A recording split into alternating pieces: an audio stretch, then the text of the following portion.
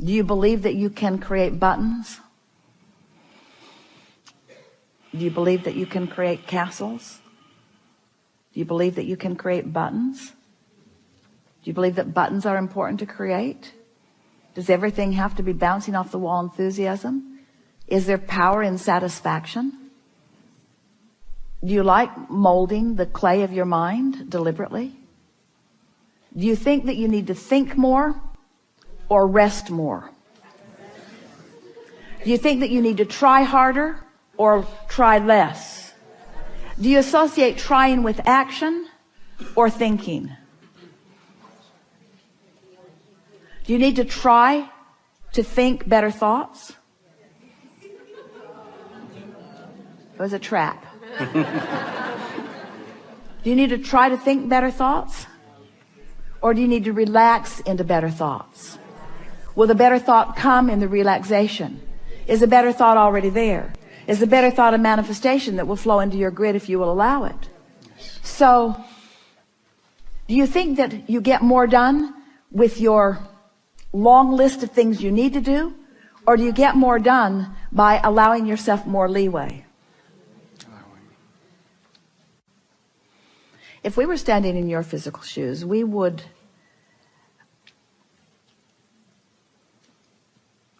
decide to be lazy.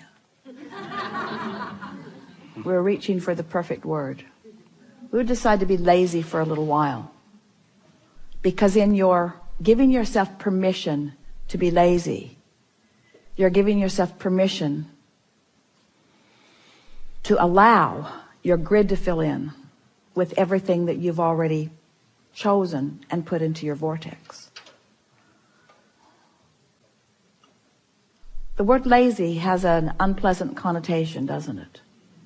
Because it's humans measuring themselves against other humans based upon a flawed premise. And the flawed premise is, the more you do, the more you're worth. And that is the most flawed of all flawed premises.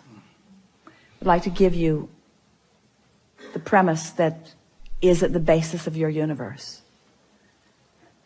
The better you feel, the more you allow. You could not be more deserving. You came as deserving beings into this time-space reality with powerful and clear intent. You've been mixing it up with others and defining what's important, not only to you personally, but important to you on behalf of others. You've included in your vortex the well-being of many others. In some cases, mass consciousness. In some cases, a community. In some cases, a family. But you've included in your vortex a desire for the well-being of far more than your personal self. But it is necessary for you to tend to the well-being of your personal self in order to be a productive advocate for the well-being for anyone else. In other words, you cannot give, or you cannot extend, or you cannot punctuate, or you cannot accentuate, you cannot assist anything that you are not already feeling.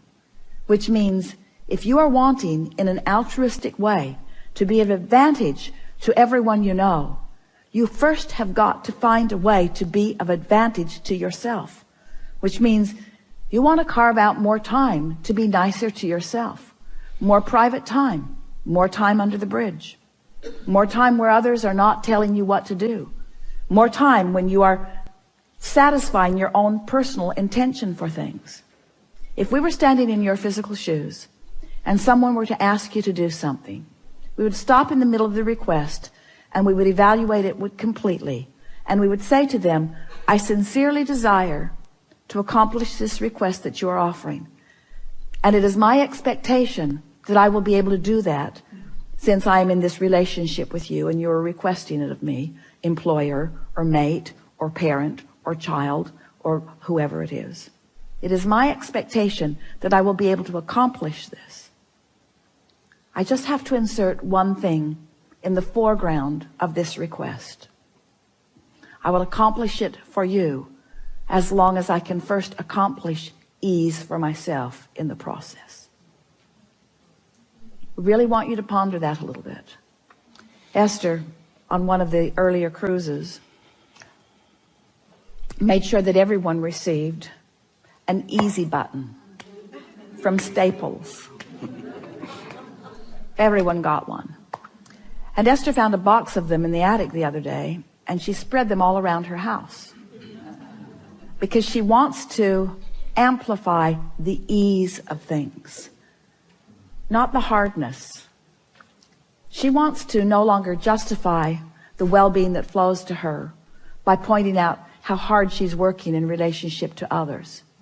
She wants to emphasize the well-being that's flowing to her by remembering the vibrational alignment that she is achieving.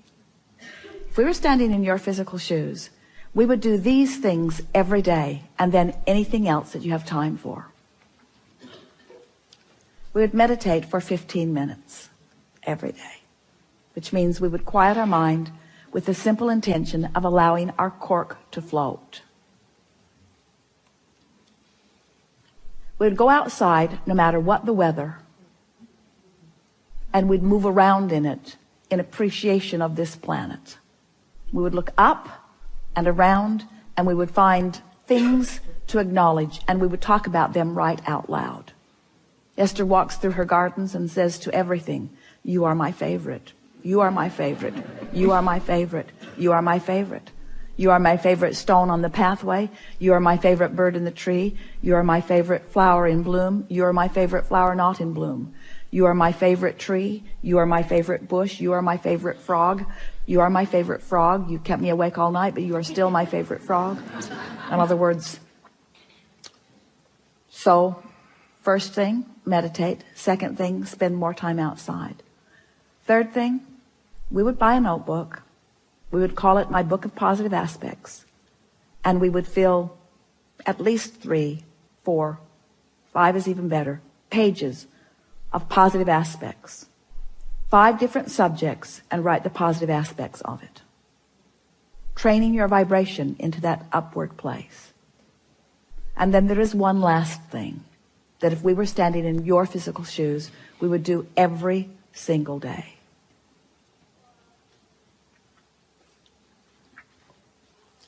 We would look upward and outward. It's best if you do it outside or standing at a window. And we would acknowledge that there are universal forces that are focused right at you. We would acknowledge by calling it by name, if you have a name that you like. And we would say, "I acknowledge that I am the object of your positive attention, and I'm appreciating your continual gaze on behalf of my well-being. And today, no matter where I am, no matter where I am going, no matter what I am doing, and no matter who I am doing it with, I will be in conscious awareness that you too are there with me, appreciating me, supporting me, assisting me, acknowledging me, inspiring me, guiding me, having fun with me, acknowledging me, supporting me, assisting me, inspiring me, helping me, guiding me, aware of me, loving me, showing me, inspiring me, guiding me, helping me, uplifting me, showing me." Get into an endless loop of that acknowledgement and watch what begins to happen in your life as soon as this day. Your vortex is filled to the brim with specific requests that you have put there and that you are deserving of the realization of. And it's time for those realizations to be flooding into your experience at a rate that will astonish those who surround you. It's time for you to remember what you've put there and to bring it forward active into your today experience. We've been talking to you all day from our appreciation of who you are. But even as we express it from our powerful point of knowing, we know that you don't yet know who you are. You don't, for the most part, understand the important role you play in the expansion of all that is. We stand as the beneficiaries of all of the vortices that you have accomplished, and we revel in them. But it is our powerful desire that you now, here in your physical bodies, allow yourselves to be the recipients of the physical manifestation of those things that you have put there. Because that was the plan. You didn't say, I'll go forth and fill up a vortex full of things that I care about and deny myself of the realization of them. You said, I'll go forth and I'll experience the fullness of that, you see. And so as we visit with you here today, it is our acknowledgement that in these hours that we've been together, because of the willingness of you to listen and play with us, and because of the willingness of those to ask the questions in the way that you have, it's our knowing that your vibration is shifted to a new place. And it is our expectation that your expectation has also shifted to a new place. Your life is forever changed, and we don't say that to everyone. We don't say it every seminar. We don't say it every time, but it is true today. Watch for the evidence of it. There is great love here for you. And as always, we remain in the vortex.